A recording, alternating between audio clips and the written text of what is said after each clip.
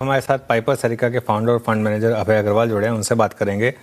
अभय जी, good afternoon. अभय जी, शुरुआत करते हैं HDFC bank versus ICICI bank. आपने दोनों के नंबर्स देखे, क्या लग रहा है, क्या HDFC बैंक में वही फिर वापस वही ढाक के तीन पात वापस पुराने लोज की तरफ बढ़ेगा स्टॉक, और ICICI बैंक क्या ये इन लेवल्स पर भी रिस्क रिवॉर्ड के हिसाब से फेवरेबल है? जी अनुज, गुड आफ्टरनून। पहले मेरा डिस्क्लेमर कि मेरी बाय और सेल रिकमेंडेशंस नहीं है, पर सिंस मार्केट की चर्चा कर रहे हैं तो उस हिसाब से आई थिंक HDFC का मेरे को लगता है अंडर परफॉर्मेंस इसलिए है कि जो क्रेडिट डिपॉजिट रेशियो है वो बहुत एलिवेटेड है, और डिस्पाइट एक आइडेंटिफाइड प्रॉब्लम है कि लाइबिलिटीज जनरेट नहीं कर पा रहे हैं। कुछ भी ऐसा नहीं है मैनेजमेंट कमेंट्री में जो ये गाइड कर रहा है कि लाइबिलिटीज कैसे जनरेट होंगी। दूसरी तरफ जो ICICI बैंक है उसको क्लियरली ग्रोथ स्ट्रांग है तो मार्केट रिवॉर्ड कर रहा है। तो लार्ज कैप से भी देखे अनुज, बहुत क्लियर इन्वेस्टर्स का मूड है कि जहाँ पे एक ग्रोथ ट्रैजेक्टरी है और मैनेजमेंट ने एक ग्रोथ क्रिएट किया है और उसको और कॉन्फिडेंटली परस्यू कर रहे हैं। इन्वेस्टर्स का इंटरेस्ट उसी में है इस समय लार्ज कैप्स में भी। तो जहाँ पे ग्रोथ अगर डाउट में है तो वो स्टॉक प्रेशर में रहेगा। जो अभी आपने दोनों स्टॉक्स कहे वो दिख रहा है उनके डाइवर्जेंस में आज के प्राइस पे। अच्छा भाई जी, एक बात ठीक है, मैंने आपने HDFC बैंक पे अपना व्यू दिया। अगर आप अच्छे वेल्थ क्रिएटर्स को देखें तो बैंकिंग में भी look at AU small finance bank, look at federal bank, south based bank, gold finance में उनका अगर आप देखें सब्सटेंशियल बिजनेस है। ये दोनों ने सबसे अच्छी वेल्थ क्रिएट करी। देन SBI मेरे ख्याल से मिड 25 से लेकर ऑलमोस्ट इनिशियल पार्ट ऑफ 26 तक। आपका पिकिंग ऑर्डर क्या है बैंकों में इस वक्त? जैसे आप कह रहे हैं कि मतलब अगर मैं दोनों का मिश्रण लूँ, I mean PSUs private bank दोनों और लार्ज कैप और मिड कैप, आपका पिकिंग ऑर्डर क्या है इस वक्त? जी वीरेंद्र, मेरा टिल्ट है towards mid size banks, mid to small size banks, जो कि मैं देख रहा हूँ बहुत कॉम्पिटिटिव है लाइबिलिटी जनरेट करने में, ब्रांच लेवल पे डिपॉजिट जनरेट करने के। अभी हमने देखा FCNR बी में जो मुझे लगा छोटे बैंक्स हैं जो बहुत अग्रेसिव थे, 7-7.5% के इंटरेस्ट रेट पे FCNR बी डिपॉजिट्स उन्होंने जनरेट किए, जबकि जो बड़े बैंक्स हैं वो इतना कॉम्पिटिटिव नहीं रहे। तो मुझे लगता है कि ये जो मिड साइज बैंक्स हैं जो अपना मार्जिन सैक्रिफाइस किए बिना कॉम्पिटिटिवली लाइबिलिटीज जनरेट कर पा रहे हैं, रिटेल डिपॉजिट्स, कासा डिपॉजिट्स, वो मुझे लगता है कि उसके नंबर्स में अगले 2-3-4 क्वार्टर में अच्छा ग्रोथ दिखेगा। क्योंकि बैंक्स का बिजनेस बहुत सिंपल है, आप लाइबिलिटी ज़्यादा जनरेट करेंगे और आप उसको अच्छी तरह से अगर लोन देंगे, आपका एक नेट इंटरेस्ट मार्जिन बनेगा जो बढ़ता रहेगा और आपकी बुक वैल्यू बढ़ेगी, और जिसके लिए मार्केट आपको रिवॉर्ड करेगा। तो आई थिंक जो छोटे बैंक्स हैं वो इस वर्चुअस साइकिल में इस समय ज़्यादा हैं, और जो बड़े बैंक्स हैं मैं उनसे इस समय दूर रहूंगा, क्योंकि वो अभी भी मुझे लगता है ग्रोथ के लिए स्ट्रगल करेंगे। ओके, ये बैंक्स पर आपका व्यू हो गया। भाई जी, गुड आफ्टरनून। ओवरऑल मार्केट पर क्या व्यू है? क्या FIs की बाइंग वापस आई है भाई जी? क्योंकि जुलाई में हमने देखा कि बेस्ट महीना था इस साल में अब तक, जहां पर FIs ने थोड़ी बाइंग की, और फ्राइडे भी हमने अच्छी शॉर्ट कवरिंग देखी। क्या व्यू बन रहा है ओवरऑल मार्केट पर, और क्या FIs वापस लौट रहे हैं? जी मुझे लगता है श्रेया, जो FPIs की एग्रेसिव सेलिंग थी वो अब काफी हद तक खत्म हो गई है।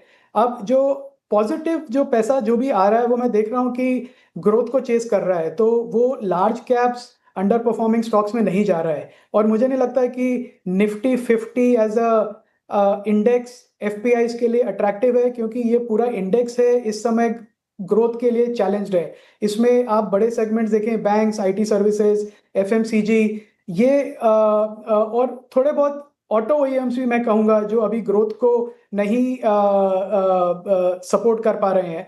तो लार्ज कैप्स का जो FPIs का फ्लोज होता था, मुझे लगता है कि वो अभी तक नहीं आएगा।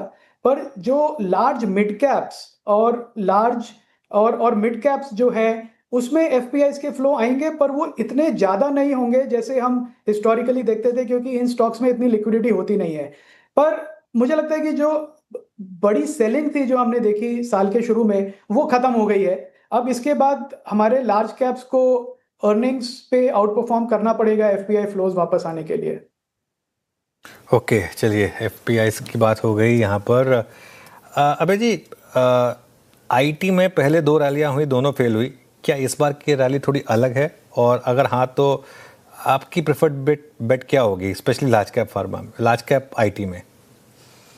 जी अनुज, मुझे अभी भी कुछ ऐसा दिख नहीं रहा कमेंट्री में कि कुछ बिजनेस मॉडल्स चेंज हुए हैं। मेरा व्यू ये है कि ये जो हमारी आईटी सर्विसेज कंपनी है और जो ग्लोबल आईटी सर्विसेज कंपनीज है जैसे कैपजेमिनाई, आईबीएम, एक्सेंचर, ये सब अब एक सिस्टम इंटीग्रेटर्स बन रहे हैं। जो सॉफ्टवेयर डेवलपमेंट का इनका मॉडल था, एप्लीकेशन डेवलपमेंट का, वो कंप्लीटली एआई ने टेक ओवर कर लिया है। तो अब ये सिस्टम इंटीग्रेटर में ये अलग अलग टेक्नोलॉजीज इंक्लूडिंग एआई टूल्स को लेके एक सोल्यूशन बनाते हैं अपने लार्ज एंटरप्राइज क्लाइंट्स के लिए, जिसकी जरूरत है और हमेशा जरूरत रहेगी, क्योंकि लार्ज एंटरप्राइज क्लाइंट्स की ये कैपेबिलिटी नहीं है कि वो समझ सकें सारी टेक्नोलॉजीज। पर प्रॉब्लम ये है कि सिस्टम इंटीग्रेशन का जो मार्जिन होता है वो कम होता है और वो करीब 15% के आसपास होता है, जबकि हमारी कंपनीज हिस्टोरिकली 20, 22, 25% के मार्जिन पे काम करती थी। तो मार्जिन जैसा कम होगा उसका इम्पैक्ट वैल्यूएशन पे होगा, और मुझे लगता है सिस्टम इंटीग्रेटर की वैल्यूएशन रेंज 15 से 18 टाइम के पी मल्टीपल पे होती है।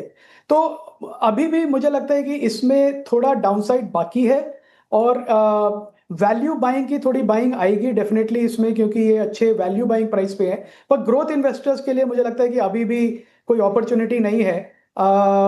थोड़ा और वैल्यूएशन में करेक्शन की प्रोबेबिलिटी है इस सेगमेंट में।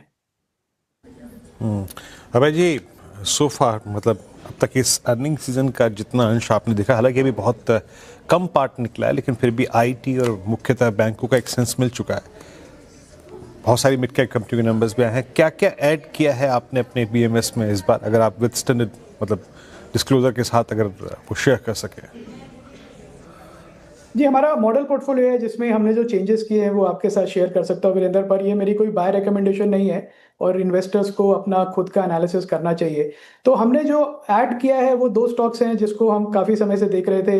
एक एस्ट्रा माइक्रोवेव है, जो कि एक मिड कैप कंपनी जिसको आप कह सकते हैं। मुझे लगता है कि काफ़ी अच्छा काम किया इन्होंने आर&डी में, आईपी जनरेशन में, और अब इनका जो फोकस था डिफेंस सेक्टर और कमर्शियल सेक्टर को केटर करने का, वो काफ़ी मोमेंटम पिकअप कर रहा है। तो एस्ट्रा माइक्रोवेव एक है, और दूसरा ग्लैंड फार्मा, एक कंपनी ऐसी है जो काफ़ी अप एंड डाउन से गई है सिंस लिस्टिंग।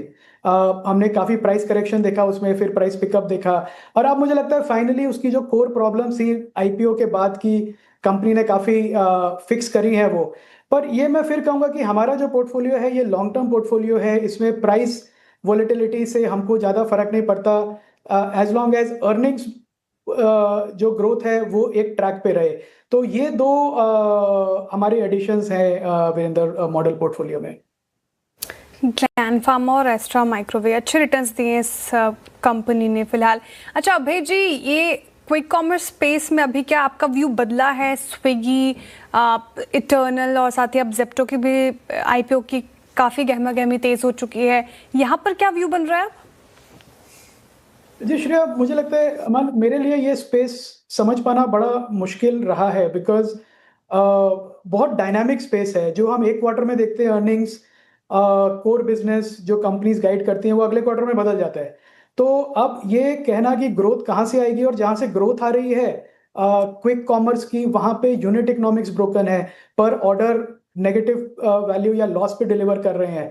तो अब इस समय मुझे लगता है हमारे जैसे इन्वेस्टर्स के लिए एक बड़ा कन्विक्शन वाला बेट लेना बहुत मुश्किल है। मुझे लगता है जब एक मॉडल इनका स्टेबलाइज हो जाएगा अगले 2-3 क्वार्टर में, तब मुझे शायद ज़्यादा समझ में आएगा। इस समय मुझे ये कन्विक्शन नहीं है इस पूरे स्पेस में, श्रेया। ओके, चलिए अभय जी, बहुत बहुत शुक्रिया, आप इस कार्यक्रम में शामिल हुए। आपने पीएमएस में क्या क्या इंक्लूड किया है उस पर आपने टिप्पणियाँ करी, और सभी सेक्टर्स पे और सभी अर्निंग्स पे अपने कमेंट्स दिए। बहुत बहुत शुक्रिया आपका। अब एक काम करते हैं, रणनीति